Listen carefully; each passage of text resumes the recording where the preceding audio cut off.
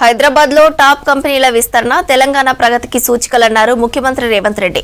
మరిన్ని పెట్టుబడులు రాబోతున్నాయని చెప్పారు. ఇటు హైకోర్టు ప్రధాన న్యాయమూర్తి ప్రమాణ స్వీకారానికి హాజరయ్యారు ముఖ్యమంత్రి రేవంత్ రెడ్డి. కాలుష్యకారక పరిశ్రమలను సిటీ అవతలికి తరలిస్తామన్నారు మంత్రులు. వానాకాలంలో రైతులు ఇబ్బంది పడకుండా పగడ్బందీ చర్యలు తీసుకోవాలని అధికారులను ఆదేశించారు మినిస్టర్స్.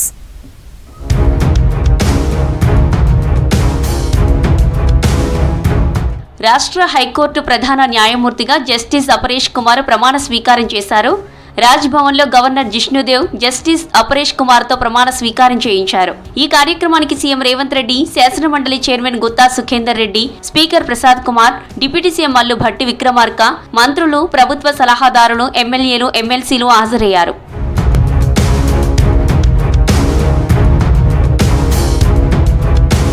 హైదరాబాద్లోని గ్రూప్ సెంటర్ ఆఫ్ ఎక్సలెన్స్ లో డిఏజెడ్ఎన్ యొక్క కొత్త సెటప్ ను ప్రారంభించడం సంతోషించదగిన విషయమన్నారు ముఖ్యమంత్రి రేవంత్ రెడ్డి. ఈ కంపెనీ విస్తరణ కోసం అదనంగా 500 కోట్ల రూపాయల పెట్టుబడుల ప్రకటనను స్వాగతించారు. డిఏజెడ్ఎన్ కొత్త సెంటర్ తెలంగాణకు ముఖ్యమైన మైలురాయని గుర్తు చేశారు. సాంకేతిక, పర్యావరణ వ్యవస్థ పట్ల నిబద్ధతను బలపరుచుతుందని చెప్పారు సీఎం. హైదరాబాద్ పై నమ్మకం ఉంచిన డిఏజెడ్ఎన్ ను అభినందించారు. ఓఆర్ఆర్ లోపలున్న కాలుష్యకారక పరిశ్రమలన్నింటినీ ఔటర్ రింగ్ రోడ్ అవతలకు తరలించే ప్రక్రియను స్పీడప్ చేయాలన్నారు డిప్యూటీ సీఎం భట్టి విక్రమార్క. పరిశ్రమల తరలింపునకు సంబంధించి విధి విధానాలు, తరలింపు ప్రక్రియకు తుది గడువును ఖరారు చేయాలని అధికారులను ఆదేశించారు. సెక్రటేరియట్లో ఆదాయ వనరుల సమీకరణపై మంత్రుల కమిటీ భేటీ అయింది. కమర్షియల్ ట్యాక్స్ శాఖలో 1.8%, స్టాంప్స్ మరియు రిజిస్ట్రేషన్ శాఖలో 3.6% ఆదాయం పెరిగిందని అధికారులు మంత్రులకు నివేదించారు. గనుల శాఖలో 7% ఆదాయం పెరుగుదల ఉన్నట్లు తెలిపారు.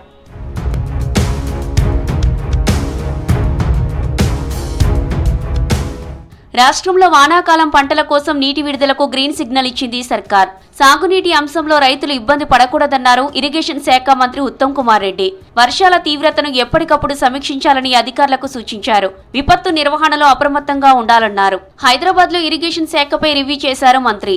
ఆధునిక పరిజ్ఞానంతో ఎస్ఎల్బీసీ పునరుద్ధరణ చేస్తామన్నారు. నీటిపారుదల శాఖ భూములను పరిరక్షణకు కట్టుదిట్టమైన చర్యలు తీసుకోవాలన్నారు మంత్రి ఉత్తమ్.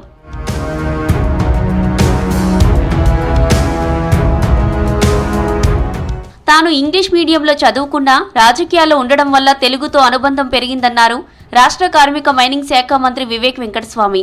హైదరాబాద్ సురవరం ప్రతాపరెడ్డి తెలుగు విశ్వవిద్యాలయంలో జరిగిన 2024 ప్రతిభా పురస్కారాల ప్రధానోత్సవం కార్యక్రమానికి ముఖ్య అతిథిగా హాజరయ్యారు మంత్రి వివేక్. 12 రంగాల్లో విశేషమైన సేవలు చేసిన వారికి ప్రతిభా పురస్కారాలను ప్రదానం చేశారు. ప్రపంచ వ్యాప్తంగా ఉన్న తెలుగు వాళ్లను ఏకం చేయడానికి తెలుగు యూనివర్సిటీ కృషి చేయాలని సూచించారు. ప్రపంచంలోనే ఎక్కడ వెళ్ళినా గానీ మనకు తెలుగు జాతి వారు కలుస్తారు. వారికి ఈ అందరికీ కూడా సరిగా రికగ్నిషన్ ఇచ్చే అవసరం ఉంది. అన్ని ఇతర దేశాల నుంచి కూడా వారందరికీ పురస్కారాలు ఇస్తే బాగుంటుంది. సో నెక్స్ట్ ఇయర్ మీరు అది బిగినింగ్ చేయాలని చెప్పి మీకు కోరుతున్నాను.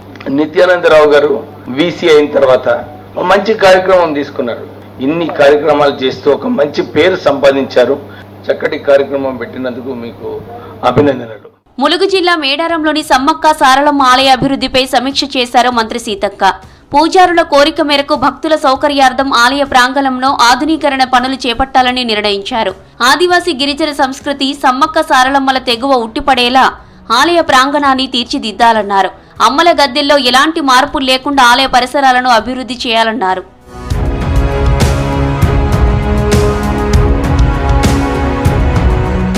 కులగణన సర్వేలో పాల్గొనని వాళ్లకు కులగణనపై మాట్లాడే అర్హత లేదన్నారు బీసీ సంక్షేమ శాఖ మంత్రి పొన్నం ప్రభాకర్. బీసీలకు 42% కోటా అమలులో అడ్డంకులు వస్తే ఆర్డినెన్స్ తెచ్చి సవరణలు చేస్తామన్నారు. ప్రతిపక్షాలు కులగణనపై కావాలనే తప్పుడు ప్రచారం చేస్తున్నాయని మండిపడ్డారు. బలహీన వర్గాలకు కాంగ్రెస్ ప్రభుత్వం అండగా ఉంటుందన్నారు మంత్రి పొన్నం.